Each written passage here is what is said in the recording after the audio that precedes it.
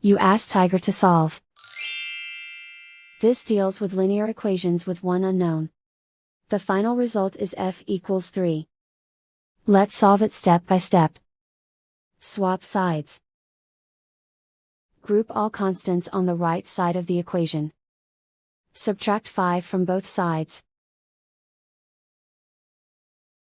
Group like terms. Simplify the arithmetic.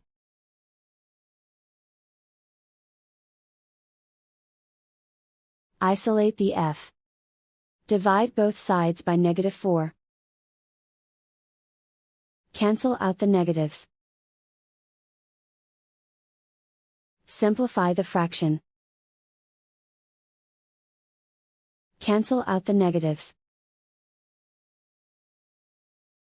Find the greatest common factor of the numerator and denominator. Factor out and cancel the greatest common factor. And so the final result is f equals 3.